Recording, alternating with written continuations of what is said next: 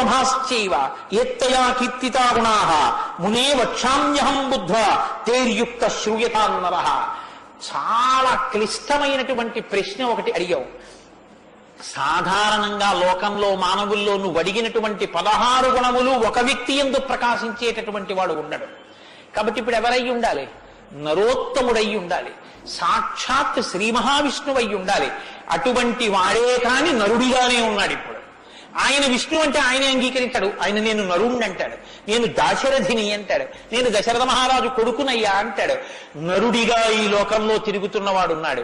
అటువంటి వాడి గురించి చెప్తాను, జాగ్రత్తగా వినన్నాడు. ఇది సంక్షేప రామాయణం. 100 శ్లోకాలతో ఇక్కడ ప్రతిరోజు సంక్షేప రామాయణం జరుగుతోంది అని అన్నారే. సంక్షేప రామాయణాన్ని పెద్దలు సంప్రదాయంలో ఏమని పిలుస్తారో తెలుసా అండి? మాలామంత్రము అని పిలుస్తారు. ఎందుకంటే శారదా తిలకము అని మంత్రాల గురించి చెప్పేటటువంటిది, బీజాక్షరాల గురించి చెప్పే విషయం ఒకటి ఉంది. అందులో 10 అక్షరాలు మంత్రంలో దాటిపోతే దాన్ని మాలామంత్రములని పిలుస్తారు. 100 శ్లోకములతో ఉన్న సంక్షేప రామాయణం మాలా మంత్రం. అందుకే సంక్షేప రామాయణాన్ని పారాయణ చేస్తే అది రక్షణ చేస్తుంది. మన్నాత్ త్రాయితే ఇది మంత్ర. దాన్ని మననం చేస్తే అది కాపాడుతుంది. సంక్షేప రామాయణం కూడా అలా కాపాడుతుంది. సద్గురువైనటువంటి నారద మహర్షి నోటిలోంచి పుట్టింది సంక్షేప రామాయణం. యోగులు రమించడం అంటే బాహ్యంలో తిరిగేటటువంటి మనస్సుని బుద్ధిని నిగ్రహించి వెనక్కి తిప్పి ఆత్మలోకి దింపి తాను ఒకటిగా నిలబడిపోయి పొందేటటువంటి ఆనందమేదో అది సాకారమును పొందితే రాముడు. కాబట్టి యోగులు రమించేటటువంటి స్వరూపమేదో దానికి రామ అని పేరు. కాబట్టి రామో నామ జనైశ్రుత నియతాత్మా మహావీర్యో ద్యుతిమాన్ ధృతిమాన్ వసి. నువ్వు చెప్పినటువంటి గుణములన్నీ ఉన్నవాడు. దానితో పాటుగా వసి, ఇంద్రియములను నిగ్రహించినటువంటి వాడు. ఇంద్రియాల్ని నిగ్రహించడం అన్న మాట మీరు రామాయణంలో చాలా జాగ్రత్తగా గమనించి తెలుసుకోవలసింది. ఇంద్రియాల్ని నిగ్రహించడం అంటే ఏమిటో తెలుసా అండి? మనసు దేన్ని చూస్తే, దేన్ని వింటే కదిలిపోతుందో, ప్రశాంతంగా ఉన్నది అలజడిని పొందుతుందో దాన్ని చూడకుండా, దాన్ని వినకుండా బలవంతంగా నిగ్రహించడం ఎటువంటిదో తెలుసా అండి? ఒక త్రాచుపాం అలా వెళ్ళిపోతోంది. గభాల్ని ఇలా చూశాడు, అయ్య బాబాయ్ త్రాచుపాము పెద్ద గెంతు గెంతాడు.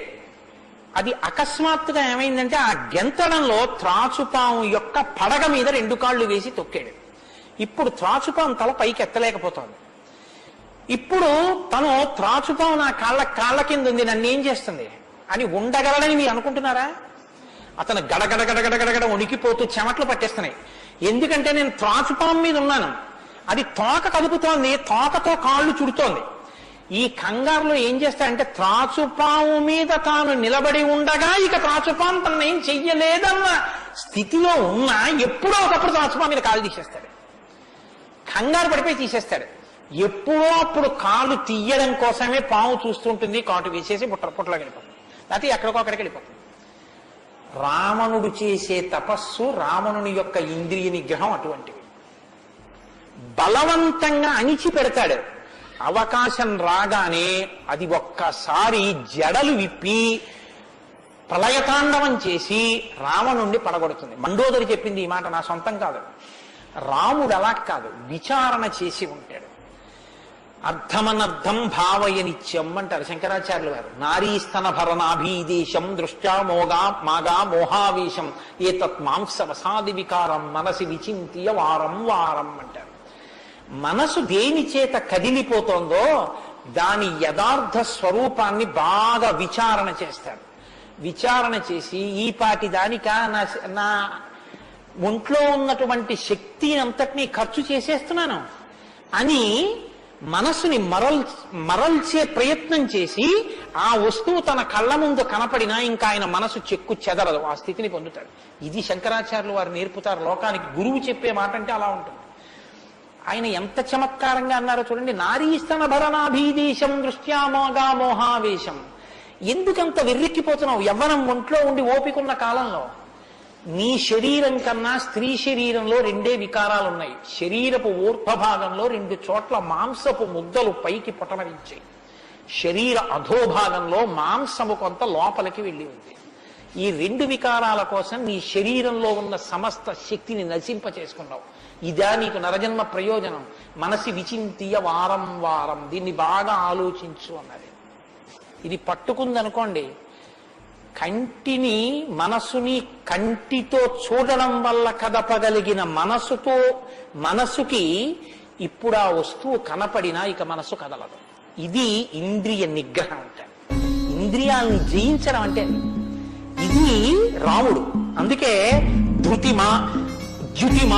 ధృతిమాన్ వసి, అపారమైన శక్తితో ఉంటాడు, సంకల్ప శక్తితో ఉంటాడు, ఇంద్రియములను జయించిన వాడై ఉంటాడు. బుద్ధిమాన్ నీతిమాన్ వాగ్మి శ్రీమాన్ శత్రునిబర్హణ విపులాంసో మహాబాహు కంబుగ్రీవో మహాహను. నిజంగా శ్రీరామాయణాన్ని ప్రతి శ్లోకం ప్రతి మాట వ్యాఖ్యానం చేస్తే 42 రోజులు ఏమిటండి? నేను రిటైర్ అయిపోయే వరకు చెప్పినా శ్రీరామాయణం అయ్యేదేం కాదు, కానీ ఏదో 42 రోజుల్లో పూర్తి చేశాను అనిపించుకోవడం అంతే. కాబట్టి బుద్ధిమాన్ నీతిమాన్ వాగ్మి, అన్ని విద్యలు తెలుసున్నవాడు, శ్రీమాన్ ఐశ్వర్యం ఉన్నవాడు, శత్రు నిబర్హణ శత్రువులను నిగ్రహించగలిగిన వాడు, విపులాంశో ఎత్తైన మూపున్నవాడు, మహాబాహు బలిశిర బాహువులున్నవాడు, కంబుగ్రీవో శంఖం వంటి కంఠం ఉన్నవాడు, మహాహను చెక్కిళ్ల పైభాగం చాలా ఉన్నతంగా ఉన్నటువంటి వాడు. అటువంటి మహానుభావుడు ఈ లోకంలోనే ఉన్నాడు. ప్రజాపతి సమశ్రీమాం ధాతారి పురిషూదన రక్షితా జీవలోకస్య ధర్మస్య పరిరక్షిత రక్షితా స్వస్య ధర్మస్య స్వజనస్య చ రక్షిత వేదంగతత్వజ్ఞో ధనుర్వేదే చ నిష్ఠిత. ఎంత గొప్పగా మాట్లాడారండి నారద మహర్షి. నిజంగా ప్రజాపతి సమశ్రీమాన్, ఈ ప్రపంచాన్నంతటినీ పోషించగలిగినటువంటి వాడు, సాక్షాత్ శ్రీ మహావిష్ణువు.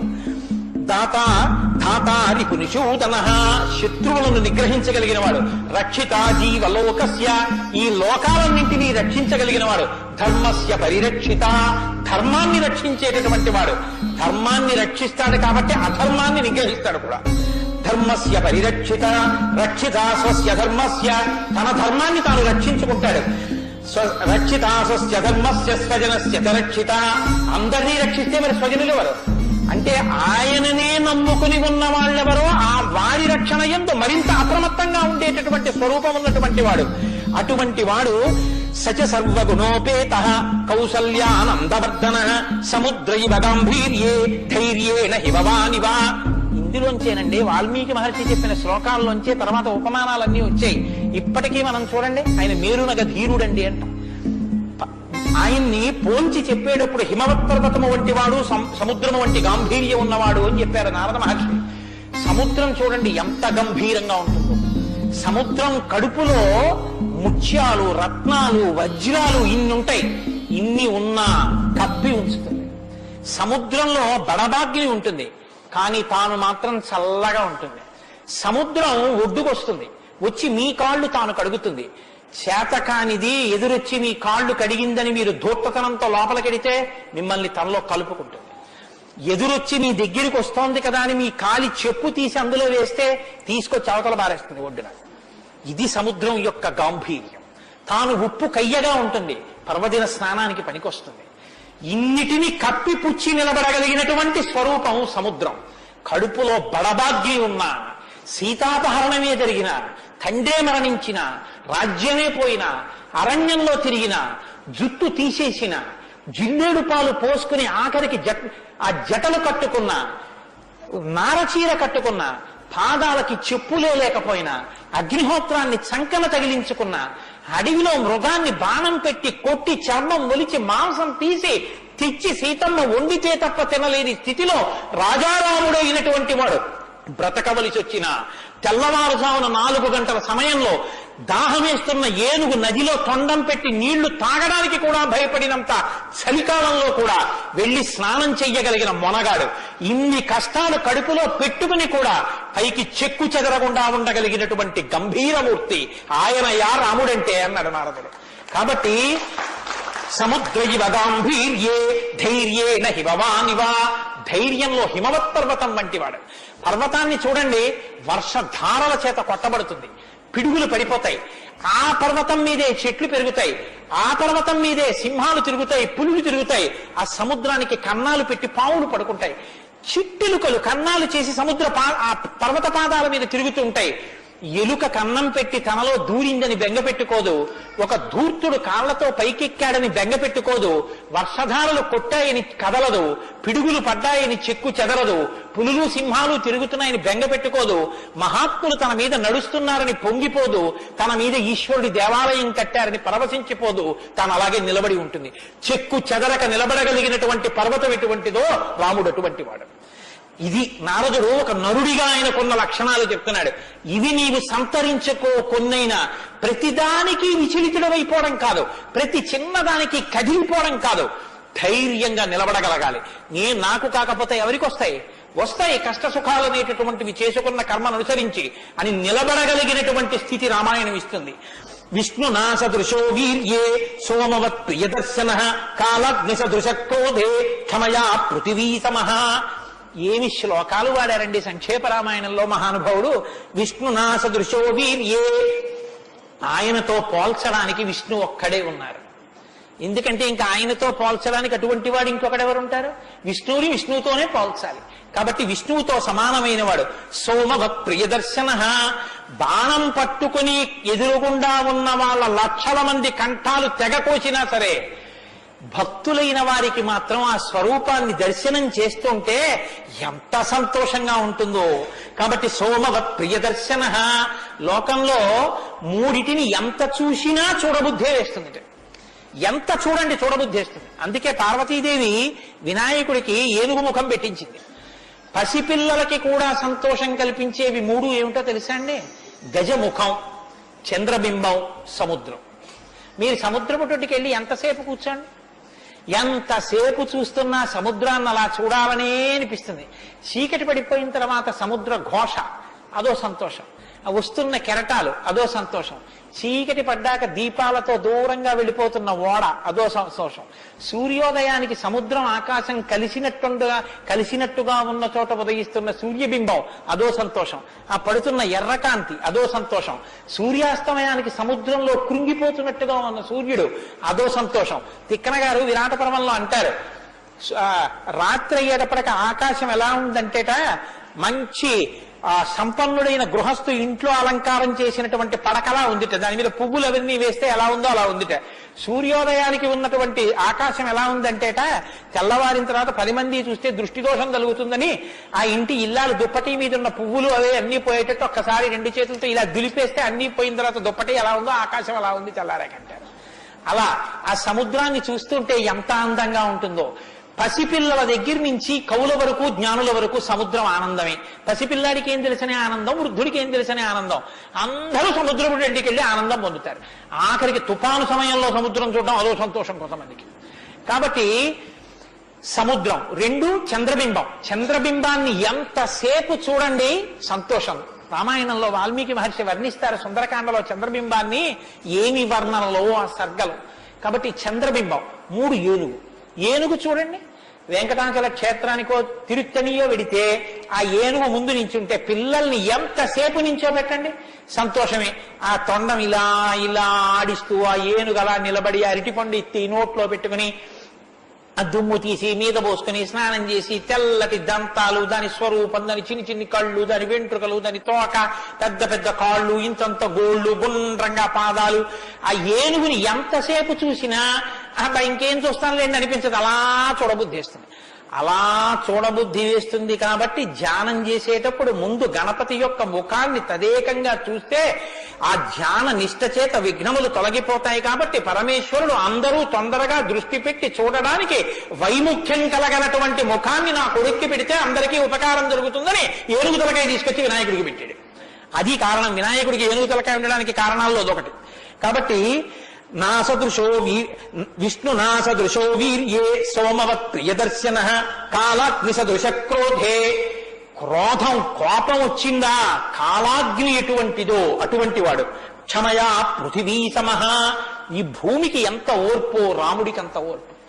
నిద్రలేస్తూనే భూమిని తంతాం, భరిస్తుంది. మలమూత్రాలు భూమి మీద విసర్జిస్తాం, భరిస్తుంది. ఉమ్మి భూమి మీద వేస్తాం, ఊరుకుంటుంది.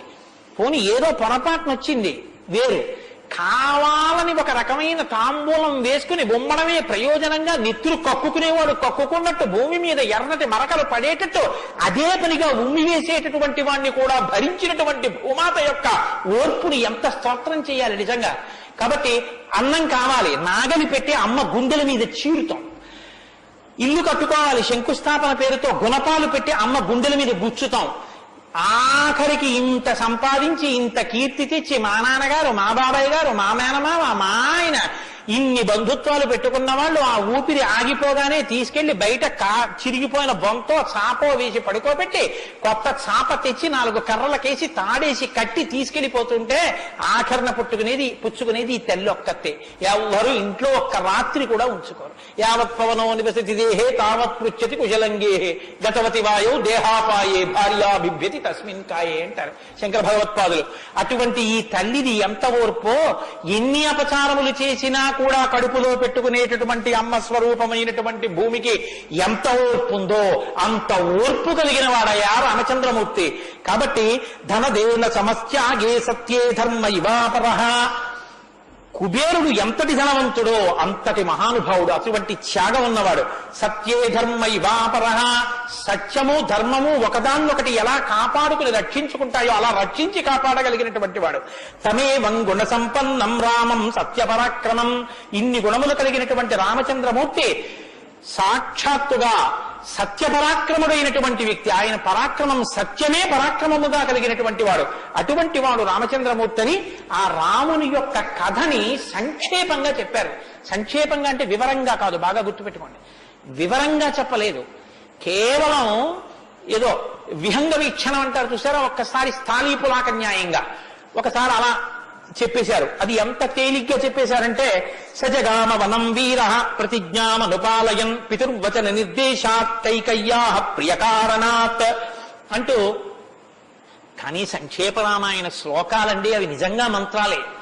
దశరథ మహారాజు గారు లేక లేక లేక లేక సంతానం కలగలేదని బెంగ పెట్టుకుని అశ్వమేధయాగం చేసి తత్పాపాన్ని పోగొట్టుకుని పుత్రకామేష్టి చేస్తే యజ్ఞపురుషుడు ఆవిర్భవించి ప్రసాదాన్నిస్తే ఆ పాయసాన్ని అనురూపలైనటువంటి తన భార్యలు స్వీకరిస్తే పెద్ద భార్య అయినటువంటి కౌసల్యాదేవి యొక్క గర్భాన్ని జనించినటువంటి సాక్షాత్తు విష్ణుస్వరూపుడైన ధర్మాత్ముడైన రామచంద్రమూర్తి పినతల్లి అయిన కైకమ్మ 14 సంవత్సరములు అరణ్యవాసం చేసి రాజ్యాభిషేకాన్ని విడిచిపెట్టుకోవాలి రామచంద్రమూర్తిని 2 వరములు రాత్రికి రాత్రి దశరథ మహారాజు గారిని అడ్డుపెట్టి నిగ్రహిస్తే తండ్రిని సత్యవాక్యమునందు నిలబెట్టడం కోసమని రామచంద్రమూర్తి రాజ్యాన్ని పరిత్యజించి నారవస్త్రాలు కట్టుకుని చెప్పులు కూడా విడిచిపెట్టి మహానుభావుడు అరణ్యానికి బయలుదేరి వెళ్ళిపోతున్నారు.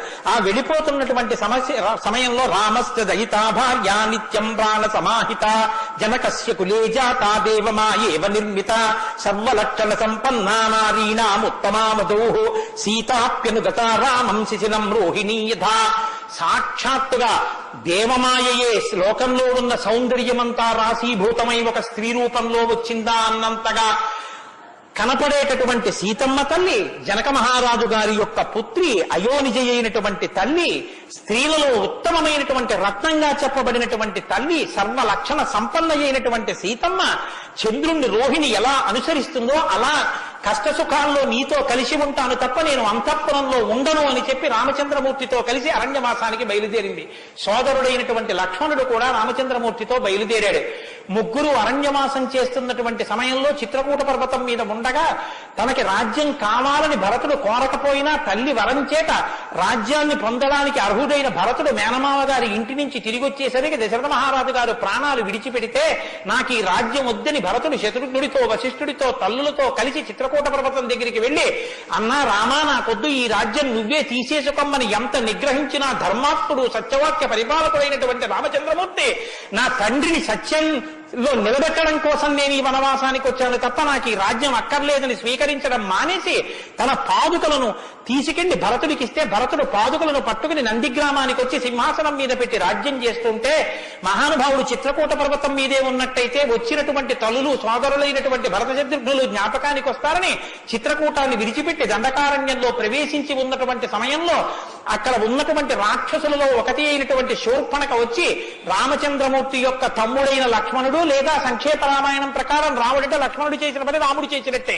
అందుకని రాముడి చేత ముకుచెవులు కోయబడితే ఆ శూర్పణఖ చేత ప్రేరేపింపబడిన కరదూషణాదులు, త్రిశిరస్సు అనేటటువంటి 14,000 మంది రాక్షసులు రాముడి మీద దండెత్తి వస్తే తృణప్రాయంగా 14,000 మందిని నిగ్రహించినటువంటి రామచంద్రమూర్తి యొక్క పరాక్రమాన్ని శూర్పణఖ వల్ల తెలుసుకున్నటువంటి రావణాసురుడు అసూయతో సీతమ్మ తల్లి మీద మోహంతో సీతమ్మ తల్లిని అపహరించి తీసుకుని వెళ్ళిపోతే ఆగ్రహించినటువంటి రామచంద్రమూర్తి శబరిని దర్శనం చేసి తర్వాతి కాలంలో సుగ్రీవుడితో స్నేహం చేసి వారిని నిగ్రహించి దశ దిశలకి వానరుల్ని పంపిస్తే దక్షిణ దిక్కుకు వెళ్లినటువంటి హనుమ సీతమ్మ తల్లి యొక్క జాడ కనిపెట్టి 100 యోజనముల సముద్రాన్ని దాటి ఈవలి ఒడ్డుకు వచ్చి రామచంద్రమూర్తికి సీతమ్మ క్షేమవార్త చెప్తే రామచంద్రమూర్తి నీలుని యొక్క సహకారంతో సముద్రానికి సేతువు కట్టి సముద్రాన్ని దాటి ఆవలి ఒడ్డుకు వెళ్లి లంకారాజ్యంలో వానర సహకారంతో రావణ కుంభకర్ణాది వీరులను నిగ్రహించి తిరిగి మళ్లీ అయోధ్య పట్టణానికి వచ్చి పట్టాభిషిక్తుడై 11,000 సంవత్సరములు ఈ రాజ్యాన్ని పరిపాలన చేసి రామరాజ్యం ఇలా ఉంటుంది అని చెప్పి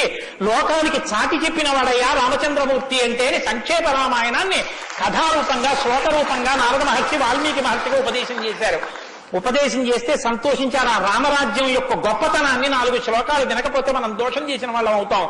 ప్రహృష్టముదితో లోకస్తుష్ట పుష్ట సుధార్మిక నిరామయో హ్యరోగశ్చాదుర్భిక్ష భయవర్జిత న పుత్రమరణం కించిత్ ద్రక్షంతి పురుషః క్వచిత్ నార్యాశ్చ విధవా నిత్యం భవిష్యంతి పతివ్రతాః న చాగ్నిభయం కించిత్ ఆప్సుమజ్జంతి జంతవః న మాతజం భయం కించిత్ నాపి కృతం తథా న చాపి క్షుద్భయం తత్ర న తస్కర భయం తథా నగరాణి చ రాష్ట్రాణి ధనధాన్యయుతాని చ నిత్యం ప్రముదితాః సర్వే యథా కృతయుగే తథా అశ్వమేధశతైర్రిష్ట తథా బహుసువర్ణకైః.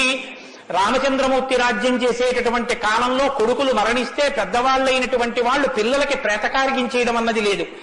స్త్రీలు విధవలై భర్త మరణిస్తే జీవించవలసినటువంటి దౌర్భాగ్యం లేదు.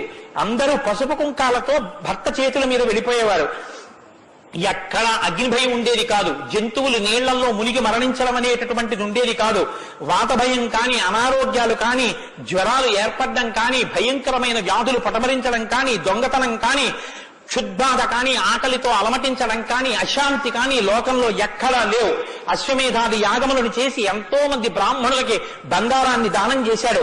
గవాం కోట్యయుతం దత్వా బ్రహ్మలోకం ప్రయాస్యతి అసంఖ్యేయం ధనం దత్వా బ్రాహ్మణేభ్యో మహాయశాః. కొన్ని కోట్ల గోవులు దానం చేశాడు. కొన్ని కోట్ల బంగారు నాణెములు దానం చేశాడు. 10 వర్ష సహస్రాణి 10 వర్ష శతాని చ రామో రాజ్యముపాసిత్వా బ్రహ్మలోకం గమిష్యతి. రామో రాజ్యముపాసిత్వ, రాజ్యాన్ని ఉపాసన చేశాడు మహానుభావుడు. అంత గొప్ప పరిపాలన చేసి 11,000 సంవత్సరముల పరిపాలన తర్వాత బ్రహ్మలోకాన్ని చేరుకున్నాడు. ఇదం పవిత్రం పాపఘ్నం పుణ్యం వేదైశ్చ సంవితం. ఈ రామాయణ కథ ఉన్నదే, ఈ రామాయణ కథ పాపములన్నిటినీ పోగొడుతుంది. ఇది వేదములతో సమానమైనది. యప్పటే రామచరితం సర్వపాపై ప్రముచ్యతే. ఎవరు ఈ రామ కథని వింటున్నారో వాళ్ళకి సర్వ పాపములు తొలగిపోతాయి. సత్యం సత్యం పునఃసత్యం, ఇందులో అనుమానమేమీ లేదు. ఏతదాఖ్యానమాదిత్యం పఠన్ రామాయణం నరః. ఎవరు ఈ రామాయణాన్ని చదువుకుంటున్నారో వింటున్నారో వాళ్ళకి ఆయుష్యం నిలబడుతుంది, అపమృత్యు దోషం తొలగిపోతుంది. సపుత్ర పౌత్ర సగణ ప్రేత్య స్వర్గే మహీయతే. పుత్రుల్ని, కొడుకుల్ని, మనవల్ని చూసిన తర్వాత 3 తరాలు చూసిన తర్వాత సంతోషంతో సుఖశాంతులతో ఇహమనందు జీవించి ఆఖరణ తేలికగా శరీరం నుంచి ప్రాణం విడిపోయి జీవుడు సంతోషంగా భగవన్నామం చెప్తూ స్వర్గలోకాన్ని చేరుకుంటాడు. ఇంతటి గొప్ప అనుభూతిని, ఐశ్వర్యాన్ని అనుగ్రహించగలిగినటువంటి శక్తి కలిగినటువంటిది రామాయణం. కాబట్టి ఎల్లరూ ఈ రామాయణాన్ని చదువుకోవాలి, వినాలి, ధరించాలి అని నారద మహర్షి వాల్మీకి మహర్షికి చెప్తే తదేక ధ్యానంతో ఆ మాలామంత్రంగా వినపడిన సంక్షేప రామాయణాన్ని విని పొంగిపోయిన హృదయంతో తన్మయత్వంతో ఉన్నటువంటి వాల్మీకి మహర్షి యొక్క స్థితి దగ్గర ఇవాల్టి ఉపన్యాసాన్ని పూర్తి చేస్తున్నారు. రేపటి రోజున అసలు ఎలా ఆవిర్భవించిందో, తన్మయత్వంలో ఉన్న వాల్మీకి మహర్షి ఎలా బయలుదేరారో, రామాయణం ఎలా వచ్చిందో, ఏం జరిగిందో ఆ విషయాన్ని మీకు మనవి చేసి రామాయణ కథా ప్రారంభం చేసే అనుగ్రహాన్ని రామచంద్ర ప్రభు నాకు కృపచేయుగాక. రేపు ఖచ్చితంగా 6 గంటల 30 నిమిషాలకి కథా ప్రారంభం అయిపోతుంది. లేకపోతే 7 రోజుల్లో బాలకాండ పూర్తి కాదు. కాబట్టి మంగళాశాసనపరై మదాచార్య పురోగమై సర్వైశ్చ పూర్వైరాచార్యై సత్కృతాయాస్తు మంగళం. మంగళం కోసలేంద్రాయ మహనీయ గుణాత్మనే చక్రవర్తి తనూజాయ సర్వభౌమాయ మంగళం ఉమాకాంతాయ కాంతాయ కామితార్థప్రదాయినే శ్రీగిరీశాయ దేవాయ మలినాథాయ మంగళం కరచరణకృతం వా కర్మవాక్కాయజం వా శ్రవణనైనజం వా మానసం వాపరాధం విహితం వా సర్వమేత్తక్షమస్వా శివ శివ కరుణాబ్ధే శ్రీ మహాదేవ శంభో సర్వం శ్రీ ఉమామహేశ్వర పరబ్రహ్మార్పణమస్తు. స్వస్తి. శ్రీరామాయణం వినడం ఒక మహద్భాగ్యం. నన్ను నమ్మండి, నేను చెప్తున్నానని నేను చెప్పట్లేదు. జీవితంలో రామాయణం వినడం అనేటటువంటిది కొన్ని కోట్ల కోట్ల కోట్ల జన్మల తర్వాత లభించేటటువంటి అదృష్టం. అందున సంపూర్ణ రామాయణం బాలకాండ నుంచి పట్టాభిషేకం వరకు ఏకబిగిన మండల కాలం రామాయణం వినడం అనేటటువంటిది సంభవం అయ్యేటటువంటి విషయం కాదు. అది కేవలం పూర్వపుణ్యం రామానుగ్రహం ఉంటేనే సాధ్యమయ్యేటటువంటి విషయం. అటువంటి రామ కథ విన్న తరువాత మనం కేవలం లేచి వెళ్ళిపోవడం వల్ల ప్రయోజనం కన్నా రామనామాన్ని చెప్పి వెడితే చాలా బాగుంటుంది. రామనామం కేవలం రామ అనడం కన్నా పెద్దలు మనకు ఒక మార్గాన్ని ఇచ్చారు. రామ రామ రామ అని 3 మాటలంటే ఆ రోజున వాళ్ళు విష్ణు సహస్రం చెప్పిన ఫలితం. అది ఇంట్లో అంటేనే అంత ఫలితం ఇస్తే ఒక దేవాలయ ప్రాంగణంలో, అది జగద్గురు పీఠ ప్రాంగణంలో ఎంత శక్తివంతం ఆలోచించండి. అందుకే రామ రామ రామ 1000 ఎలా అవుతుందని మీకు అనుమానం ఉండొచ్చు. అక్షరాల్ని అంకెల్లోకి మార్చే సంప్రదాయం ఉంది. 2 మా 5 రామ రామ రామ అంటే 2 5 2 × 5 × 2 × 5 × 2 × 5 2 5 10 10 2 20 20 100 100 200 205 1000 సహస్రనామ తత్తుల్యం రామనామ వరాననే. కాబట్టి శ్రీరామ రామ రామ అంటే విష్ణు సహస్రం చెప్పి వెళ్ళిపోయినట్టు. కాబట్టి నేను మకుటం అంటూ ఉంటాను. మకుటం మీరందరూ కానీ నేను దానికి వివరణం ఒకటి అంటూ ఉంటాను. మీరు మీ అందరూ కూడా చక్కగాను రామనామము రామనామము రమ్యమైనది రామనామము అని మీరంటారు. ఉండండి, మీ త్వర చాలా గొప్పది. అలా అంటే రామనామము రామనామము రమ్యమైనది రామనామము అలా అన్నప్పుడు 3 మాటలు రామ రామ రామ అంటారు. మీరు ఎన్ని మాటలు అన్నారో అన్ని మాటలు విష్ణు సహస్రం చెప్పింది. పైగా మీరు ఒకటి గుర్తు పెట్టుకోండి, నేను పూర్తి విశ్వాసంతో చెప్తున్నాను. వ్యక్తిగత అనుభవాలు వేదికల మీద చెప్పడం నాకు ఇష్టం ఉండదు. శ్రీరామాయణం జరగడానికి అందరికన్నా ముందే స్వామి హనుమ వస్తారు. అందుకే రామాయణం చెప్పేటప్పుడు హనుమ కోసం ఒక ఆసనం వేస్తారు. ప్రచ్ఛన్న రూపంలో వచ్చి కూర్చుంటారు. అదిగో ఆ ఆసనం అదే రామచంద్రమూర్తి పాదాల దగ్గర ఖాళీగా ఉంచిన ఆసనం ఎవరికంటే హనుమ కొరకు. దాని మీద వారు కూర్చుంటారు. అందుకే పుష్పాలంకారంతో శోభింపచేస్తారు. ఆయనకి ఆ పూలహారం వేశాను. రామనామం చెప్తుంటే ఆయన ఇలా చూస్తూ ఎవరా రామనామం చెప్తున్నారో పొంగిపోతారట. రాముడు హనుమ ప్రీతి పొందేస్తారు. ఎంత అసలు సీతమ్మ పరవశించిపోతుంది. నేను మీకు ఇప్పుడే చెప్పాను, వాక్కు ఉన్నది ఒక్క మనుష్య జన్మకి. అది మన భాగ్య విశేషం చెప్పగలగడం. రోజు అలా అని మీతో నేనేం గంట సేపు చెప్పించను. ఒక్క 11 పర్యాయాలు అందులో నాకు ఏది అనిపించాలనిపిస్తే అవి అనిపిస్తూ ఉంటాను. నేను వివరణతో కూడిన మాట అంటాను, మీరు రామనామము రామనామము రమ్యమైనది రామనామము. నేను గొప్పకి చెప్పట్లేదు, మీతో మాట మనవి చేస్తా.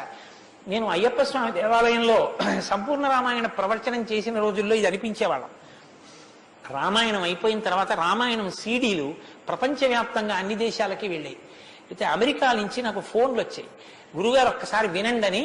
వాళ్ళు ప్రతిరోజు రామాయణం వినేటప్పుడు ఖాళీ కుర్చీ వేసి టేప్ రికార్డర్ పెట్టి 6:25 అవుతుంటే కోటేశ్వరరావు ఉపన్యాసానికి వస్తున్నారని భావన చేసుకుని వాళ్ళు టేప్ రికార్డర్ ఆన్ చేసి ఉపన్యాసం వినేసి నేను చెప్తుంటే వాళ్ళు రామనామం చెప్తూ అమెరికాలో వాళ్ళందరూ కలిసి పట్టాభిషేకానికి ఊరేగింపుగా ఉపన్యాసంలో ఎలా చెప్పానో అలా వెళ్ళి పట్టాభిషేకం చేస్తూ వాళ్ళు ఫోన్లో నాకు వినిపించారు.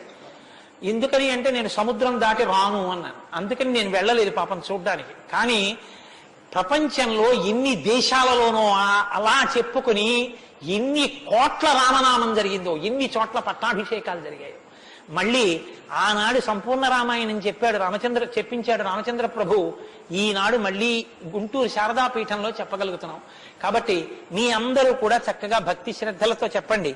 ఒక సంప్రదాయానికి దీన్ని ఆవిష్కరిస్తున్నాం. ఇవాళ మీ అందరికీ కూడా దీన్ని బహుమానం చేస్తారు. మీ అందరూ కూడా చక్కగా ప్రతిరోజు దీన్ని తీసుకొచ్చి రోజు ఇందులోంచి నామాలు చదువుకోవచ్చు, మీ ఇంటి దగ్గర కూడా చదువుకోవచ్చు. ఇవాళ మాత్రం నేను చెప్పింది మకుటం చెప్పండి. ఏమండి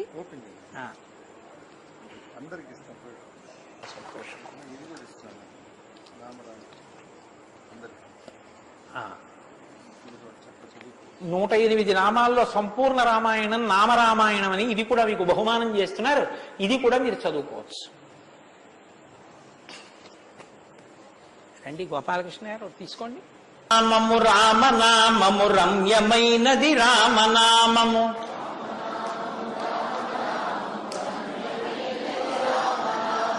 దారి నుండి గనడచు వారికి తోడు నీడే రామనామము. రామనామము రామనామము రమ్యమైనది రామనామము, నారదాది మహామునీంద్రులు నమ్మినది శ్రీరామనామము.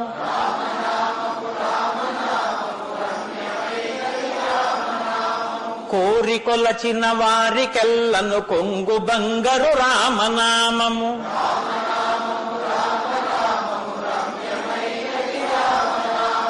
అండపిండ బ్రహ్మాండములకు ఆధారమైనది రామనామము.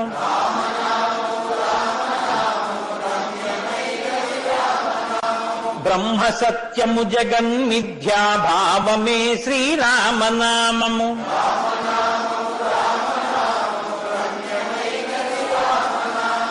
ఆంజనేయుని వంటి భక్తుల నిర్వికారము నిర్వికల్పము నిర్గుణము శ్రీరామనామము.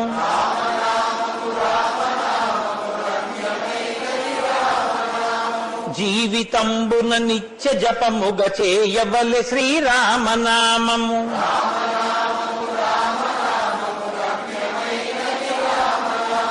నిజ స్వరూపము బోధకంబగు తారకము శ్రీరామనామము.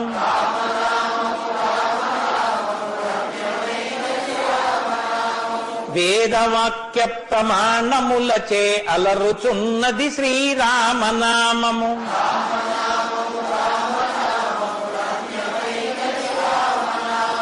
తల్లి వలె రక్షించు సుజనుల నెల్ల